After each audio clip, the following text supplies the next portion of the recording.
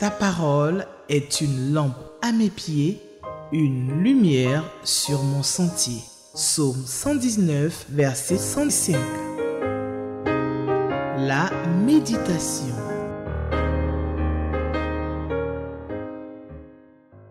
Chers lecteurs de la Bible, bonjour et bienvenue à votre émission Méditons ensemble avec la Ligue pour la lecture de la Bible. Nous sommes là pour réfléchir aux Saintes Écritures et le passage que le lecteur 2025 pour adultes nous donne ce matin se trouve dans Job, le chapitre 33, et nous allons lire tout le chapitre du verset 1 au verset 33. Alors, nous allons prier, demander que le Seigneur nous assiste. Seigneur, nous te prions qu'il te plaise d'être avec nous. Ouvre nos yeux afin que nous puissions contempler les merveilles qui sont dans ta parole. Au nom de Jésus-Christ. Amen. Alors, pendant que vous cherchez Job, le chapitre 33, nous allons lire à partir du verset 1. Je m'avais vous donner le contexte de cet extrait de la parole de Dieu. Après la dernière réponse de Job à Bildad au chapitre 26, ses trois amis cessèrent de lui répondre, car ce dernier, Job, continuait à se regarder comme juste. S'ensuit alors un monologue très instructif de Job au chapitre 29 jusqu'au chapitre 31, dans lequel il relate son ancienne prospérité, ses souffrances aussi, les souffrances actuelles et son innocence. Certains commentateurs de la Bible estiment que Job ne serait pas seul avec ses trois amis. Plusieurs personnes, des curieux, des compatissants ou des moqueurs, se seraient rassemblés autour d'eux devant son habitation, ce qui aurait augmenté pour Job la nécessité de se défendre des accusations portées contre lui. Dans cette assemblée, autour de sa maison, se trouvait un jeune homme nommé Elihu, nom qui signifie « Mon Dieu, c'est lui ». Il est fils de Barakéel, de Bouz, de la famille de Ram. Il avait jusqu'à présent écouté, non sans colère, les discours passionnés entre Job et ses trois amis opposants. Toutefois, même s'il enrageait à les écouter, il avait gardé le silence. Et parce que, selon les mœurs de l'époque, les hommes plus âgés devaient s'exprimer les premiers. Finalement, il prit la parole, parce que les autres se sont tus. Et comme un torrent impétueux, il se mit à débiter ses propos. Son discours occupe les chapitres 32 jusqu'à 37. Sa colère s'enflamma d'une part contre Job, parce qu'il se disait juste devant Dieu, et d'autre part contre les trois amis de Job, parce que ces derniers ne trouvaient rien à lui répondre. Dans les versets qui suivent, que nous allons lire, il résume et s'en prend à 26 chapitres donc de palabres entre Job et ses amis, depuis le chapitre 3 jusqu'au chapitre 28. Alors, j'espère que vous avez trouvé votre texte. Job, le chapitre 33, du verset 1 au verset 33. Et nous allons le lire dans la version Louis II. Trois questions nous sont proposé par le lecteur. La question numéro 1, de quoi ou de qui parlent ces versets? La question numéro 3, y a-t-il un exemple à suivre ou à ne pas suivre? Et puis la question numéro 7, quelle vérité Dieu me révèle-t-il? Le titre que le lecteur a donné à notre passage d'aujourd'hui, c'est « Elihu parle ». Et nous sommes sur le 1 parce que demain, il va parler encore. Donc, Elihu parle. Job, chapitre 33, verset 1. Maintenant donc, Job, écoute mes discours. Prête l'oreille à toutes mes paroles. Voici, j'ouvre la bouche, ma langue se remue dans mon palais. C'est avec droiture de cœur que je vais parler. C'est la vérité pure qu'exprimeront mes lèvres. L'Esprit de Dieu m'a créé, et le souffle du Tout-Puissant m'anime. Si tu le peux, réponds-moi, défends ta cause, tiens-toi prêt. Devant Dieu, je suis ton semblable. J'ai été comme toi, formé de la boue. Verset 7. Ainsi mes terreurs ne te troubleront pas, et mon poids ne saurait t'accabler. Mais tu as dit à mes oreilles, et j'ai entendu le son de tes paroles. Je suis pur, je suis sans péché, je suis net, il n'y a point en moi d'iniquité, et Dieu trouve contre moi des motifs de haine. Il me traite comme son ennemi. Il met mes pieds dans les ceps, il surveille tous mes mouvements. Verset 12. Je te répondrai qu'en cela, tu n'as pas raison, car Dieu est plus grand que l'homme. Veux-tu donc disputer avec lui, parce qu'il ne rend aucun compte de ses actes? Dieu parle cependant, tantôt d'une manière, tantôt d'une autre, et l'on n'y prend point garde. Il parle par des songes, par des visions nocturnes, quand les hommes sont livrés à un profond sommeil, quand ils sont endormis sur leur couche.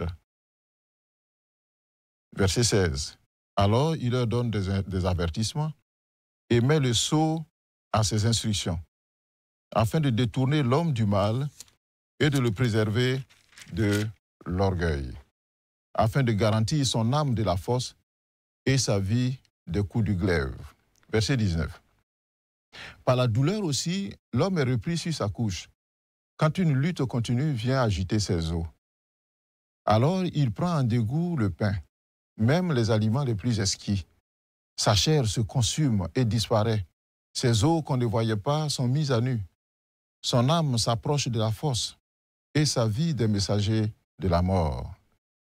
Mais s'il se trouve pour lui un ange intercesseur, un d'entre les 1000, qui annonce à l'homme la voie qu'il doit suivre, Dieu a compassion de lui et dit à l'ange, délivre-le, afin qu'il ne descende pas dans la fosse. J'ai trouvé une rançon, et sa chair a plus de fraîcheur qu'au premier âge. Il revient au jour de sa jeunesse. Il adresse à Dieu sa prière, et Dieu lui est propice, lui laisse voir sa face avec joie, et lui rend son innocence. Verset 27. Il chante devant les hommes et dit, j'ai péché, j'ai violé la justice, et je n'ai pas été puni comme je le méritais. Dieu a délivré mon âme pour qu'elle n'entre pas dans la fosse, et ma vie s'épanouit à la lumière. Voilà tout ce que Dieu fait 2 fois, 3 fois avec l'homme, pour ramener son âme de la fosse, pour l'éclairer de la lumière des vivants. Verset 31. Sois attentif, Job, écoute-moi, tais-toi, et je te parlerai. Si tu as quelque chose à dire, réponds-moi. Parle, car je voudrais te donner raison. Si tu n'as rien à dire, écoute-moi, tais-toi, et je t'enseignerai la sagesse. Amen. Amen. Voilà, notre test, un test très intéressant. C'est Éliou donc, qui parle, et c'est la première partie donc, de ce discours de Éliou. Il a commencé depuis le chapitre précédent. Alors nous allons répondre à la première question qui nous est posée, la question numéro 1, de quoi ou de qui parlent ces versets? Après avoir justifié au chapitre 32 le cadre et les raisons de sa prise de parole, l'intrépide jeune Éliou, animé d'une sainte colère et ayant une bonne disposition d'esprit, même s'il est un peu trop prétentieux, s'adresse à Job qui a toujours clamé son innocence devant Dieu. Éliou est convaincu qu'il a quelque chose à apporter de la part de Dieu. Du verset 8 au verset 11, il prend Job au mot en citant certaines de ses paroles qu'il ne partage pas. Parce que Job a dit au verset 8, que, plutôt verset 9, « Je suis pur, je suis sans péché, je suis net, il n'y a point en moi d'iniquité, et Dieu trouve contre moi des motifs de haine, il me traite comme son ennemi. » Voilà ce que Job donc dit. En réponse à ces affirmations de Job, Élihu estime au verset 12, parce qu'il lui répond, il dit qu'en cela, Job, tu n'as pas raison. Tu n'as pas raison de soutenir de telles idées. Alors pour étayer sa contradiction, Élihu développe deux grandes thèses. La première thèse, c'est que Dieu est souverain. La deuxième thèse, c'est que Dieu est accessible. Dieu n'est pas si distant de l'homme. Alors parlons de la souveraineté de Dieu telle que Élihu conçoit. Élihu reconnaît que si Job a proclamé la grandeur de Dieu, effectivement Job l'a fait. Cependant, il a tellement exagéré sa justice propre qu'il a fait de Dieu une sorte d'ogre, c'est-à-dire un être trop puissant, capable de faire souffrir l'homme sans cause. En cela, répond-il à Job, au verset 12, « Tu n'as pas raison. Car Dieu, il est plus grand que l'homme. Par conséquent, Dieu ne peut pas être responsable de tes malheurs. Il n'a pas à lutter avec toi. » En effet, explique-t-il au verset 13, il explique à Job que Dieu est souverain, car il n'a pas obligation de rendre compte de ses actes à qui que ce soit.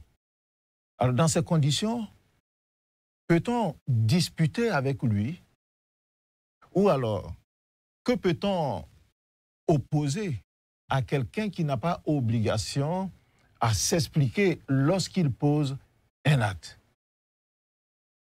Romains, le chapitre 9 et le verset 20, nous dit ceci. « Ô homme, toi plutôt qui es-tu pour contester avec Dieu?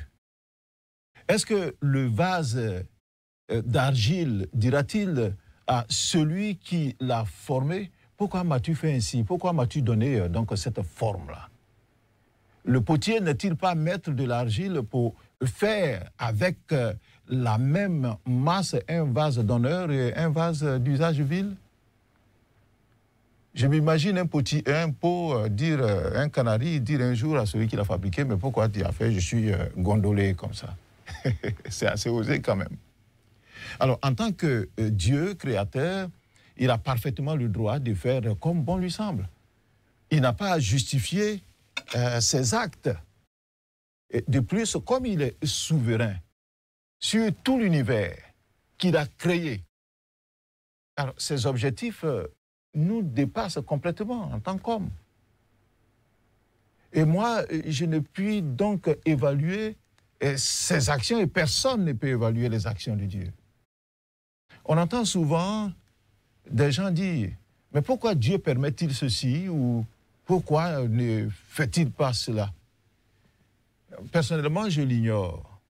Mais ce que je sais, et c'est la parole de Dieu qui le dit, c'est qu'il me demande de mettre ma main dans la sienne, d'attraper sa main et lui faire confiance, car il est bienveillant et il me mènera, il me conduira sur des chemins paisibles. Alors parlons maintenant de l'accessibilité de Dieu, parce que c'est la deuxième thèse que Élihu développe. Il explique à Job qu'il n'a pas raison d'accuser Dieu d'inaccessible. Beaucoup de personnes pensent que Dieu est inaccessible.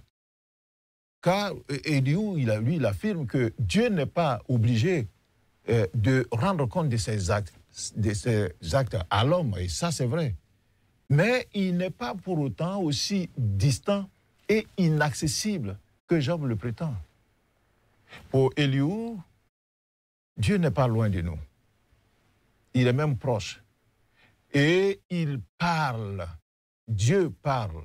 Il le dit au verset 14, que Dieu parle tantôt d'une manière, tantôt d'une autre. Dieu parle. Mais selon Elihu, comment Dieu parle-t-il à l'homme? Par quel canal parle-t-il à l'homme?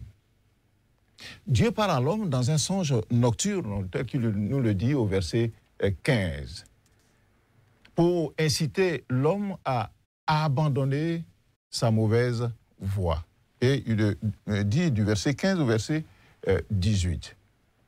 Dieu parle aussi par un autre canal, le langage de la souffrance, comme valeur éducative pour une prise de conscience de la précarité de la vie.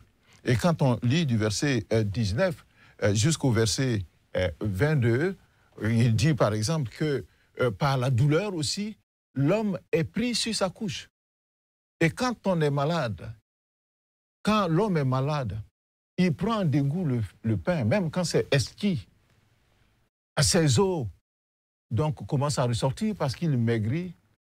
Son âme s'approche de la force, c'est-à-dire de la tombe. Il pense que la mort est en train d'arriver. Et alors, il prend conscience de sa précarité, de qui il est. Dieu parle par un autre canal, un troisième canal.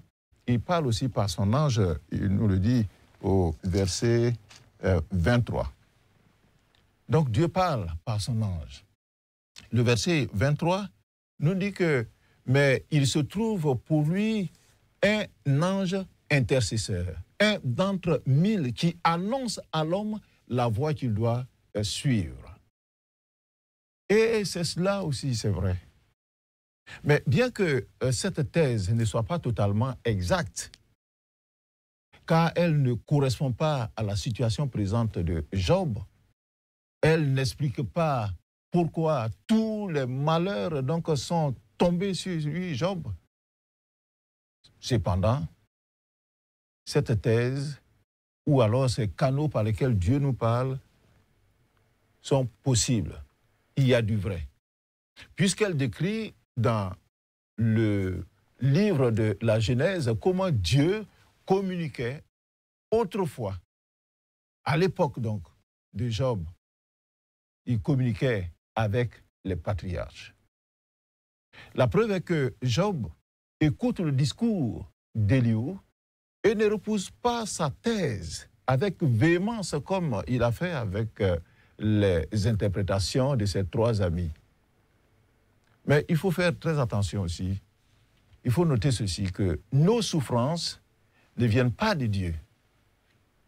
S'il les permet, ça ne veut pas dire que ça vient de lui, mais s'il le permet, il les permet plutôt, comme c'est le cas de Job, Dieu nous donne les moyens de les surmonter. Dans le psaume 34, il est dit que le malheur, le verset 19, que le malheur atteint souvent le juste, mais l'Éternel l'en délivre toujours. Alors, dans notre texte et selon Elihu, pourquoi Dieu parle à l'homme par ces différents canaux? Quel est l'objectif que Dieu veut atteindre en parlant à l'homme? Le verset 16 et le verset 17 nous disent que Dieu parle à l'homme pour l'avertir, pour le détourner du mal, pour le préserver de l'orgueil, de la suffisance. C'est pour ça que Dieu parle à l'homme. Dieu parle à l'homme, nous dit le verset 18, pour garantir son âme de la force, c'est-à-dire pour que son âme ne meure pas. Et le verset 23 jusqu'au verset 28 d'ailleurs, beaucoup de choses nous sont révélées des objectifs que Dieu veut atteindre en parlant à l'homme. Dieu veut lui annoncer la voie à suivre. Dieu a compassion de l'homme, nous dit le verset 24. Il veut le délivrer afin qu'il ne meure pas. Il veut dire à l'homme qu'il lui a trouvé une rançon, c'est-à-dire pour le péché qu'il a commis, Dieu a trouvé une rançon. Et nous savons que la rançon que Dieu a trouvée, c'est notre Seigneur Jésus-Christ. Son sacrifice ultime pour nous sauver de la mort que produit le péché. Dieu parle à l'homme aussi pour le guérir de ses maladies, pour que sa chair donc devienne fraîche, comme au premier âge, comme la chair d'un bébé. Dieu parle à l'homme parce qu'il veut interagir avec lui, nous dit le verset 26. Il veut que l'homme prie. Et parce que quand l'homme prie Dieu, alors Dieu se rend propice donc aux requêtes de l'homme et Dieu peut lui pardonner ses péchés. On a vu qu'il peut le guérir. Et puis, Dieu lui donne surtout de s'épanouir à sa lumière. C'est ça que Dieu recherche en nous parlant et en nous demandant de lui parler. Alors on peut dire avec Elihu que nous avons vraiment beaucoup de raisons de parler à Dieu. Mais maintenant, combien de fois Dieu nous demande, sinon combien de fois Dieu parle-t-il à l'homme pour le ramener sur la bonne voie? Le verset 29 et 30 nous disent très précisément combien de fois Dieu parle à l'homme. Il nous a dit que Dieu parle une fois, 2 fois, ça dit plusieurs fois, afin de détourner l'âme de l'homme de la tombe. Il dit voilà ce que Dieu fait, 2 fois, 3 fois, pour le ramener à la lumière. Ainsi, pouvons-nous établir avec Elihu que Dieu est accessible. Il se montre à l'homme, même quand ce dernier ne le cherche pas. Il lui parle dans des songes. Il lui parle aussi par certains événements qui se produisent dans sa vie. Mais si Dieu parle à l'homme, pourquoi l'homme n'accède-t-il pas à Dieu? Il n'arrive pas à accéder à Dieu. Pourquoi? Dieu n'est pas loin de l'homme, nous dit Elihu. Bien au contraire, il est proche de lui et il lui parle. Il lui parle, le verset 14 nous dit qu'il lui parle tantôt d'une manière, tantôt d'une autre, c'est-à-dire par différents canaux. Le problème qui cause la perte donc de l'homme, qui fait que l'homme n'arrive pas à Dieu, c'est que l'homme manque d'écoute. Il ne prend pas garde à ce que Dieu lui dit. C'est la fin du verset 14 qui nous le dit. Dieu parle, cependant, on n'y prend point garde. Alors ce que je voudrais nous demander, nous conseiller, c'est que nous soyons attentifs à la voix de Dieu, parce qu'il nous parle, dit Elihu, par des songes, par des épreuves, et par son message, notamment son message qui est contenu dans sa parole que nous sommes en train de lire et de développer. Elihu a ainsi soulevé 2 questions quant au but de la souffrance, que ni Job ni ses interlocuteurs n'avaient abordé précédemment. Il n'a pas prétendu que Job mérite ses souffrances. Non. Mais il souligne, d'ailleurs, son désir de voir Job avoir raison. C'est pour ça qu'il lui demande au verset 32, « Si tu as quelque chose à dire, réponds-moi, parle, car je voudrais te donner raison. Je voudrais qu'on dise que tu n'as rien fait de mauvais. Je ne t'accuse pas. Donc si tu as quelque chose, dis-le. » Alors nous allons répondre donc à la deuxième question qui nous est proposée pour notre méditation. C'est la question numéro 3. Y a-t-il un exemple à suivre ou à ne pas suivre? L'exemple que nous devons suivre, qui est un très bon exemple, c'est l'exemple d'Elihu. Il ne vient pas accabler Job comme les 3 autres consolateurs qui déclarèrent que Job devrait également admettre sa totale culpabilité dans les malheurs qui ont fondu sur lui. Non. Pour Elihu, la seule faute de Job est d'avoir rendu Dieu responsable de ses malheurs. Ce qui n'est pas vrai, parce que Dieu ne donne pas ou ne fait pas survenir le malheur, n'est pas la base donc du malheur qui atteint l'homme. Sachons, quand nous allons soutenir les gens qui souffrent, sachons donc nous tenir avec eux, sachons les soutenir. N'allons pas les juger, mais allons plutôt les aider à se relever de l'épreuve. La troisième question qui nous est proposée pour notre réflexion, c'est quelle vérité Dieu me révèle-t-il dans notre texte?